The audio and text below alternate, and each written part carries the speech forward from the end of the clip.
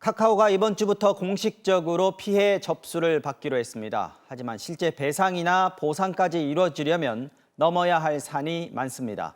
피해 규모, 금액 산정부터 카카오와 SKCNC가 얼마나 책임을 나눠 가질지 논란이 이어질 것으로 보입니다. 이어서 배주환 기자입니다. 카카오는 피해 규모 파악부터 나섰습니다. 보상대책위원회를 두고 이번 주 안에 피해 신고 채널을 만들겠다고 했습니다. 피해 규모를 알아야 배상 액수도 정할 수 있기 때문입니다. 메일하고 그다음에 고객센터 대표번호를 통해서 피해 접수 받고 있고요. 그 뒤에 피해 보상 규모를 정확하게 파악하여 진행할 예정입니다. 카카오 웹툰과 웹소설, 음원 서비스를 이용하는 고객들에겐 업체별로 이용권을 최장 나흘 더 연장해 주기로 했습니다. 소상공인연합회도 별도로 카카오 피해 접수센터를 설치하겠다고 밝혔습니다. 막대한 손해를 초래한 카카오를 규탄한다고도 했습니다. 4개 택시 단체도 집단 대응을 예고했습니다.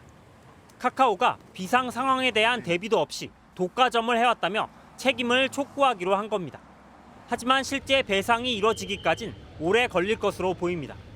카카오 이용자만 4,700만 명, 서비스 유형도 배달, 택시 호출, 음식점 예약 등 다양해 피해 규모 측정부터 쉽지 않습니다. 카카오톡 같은 무료 서비스는 배상 책임을 물을 수 있는지부터 따져야 합니다. 무상으로 이용자들을 많이 유치함으로써 막대한 경제적인 이익을 보고 있잖아요. 그렇기 때문에 오히려 망을 안전하게 관리해야 될 주의 의무 이런 것도 더 높게 봐야 되는 거 아닌가. 어렵게 배상 규모를 정해도 카카오와 SKCNC가 배상액을 어떻게 나눠 부담할지를 다퉈야 합니다. 카카오의 서버 관리와 화재 발생 직후 대처가 적절했는지, SKCNC의 화재 대응은 제대로였는지 등을 따져봐야 하기 때문입니다.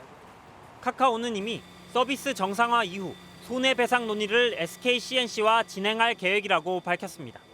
이번 사태의 책임을 SKCNC 측에도 물어 배상액을 받아내겠다는 뜻으로 풀이됩니다. 이에 SKCNC는 성실히 협의하겠다는 원론적인 답변을 내놓았습니다. MBC 뉴스 배주환입니다.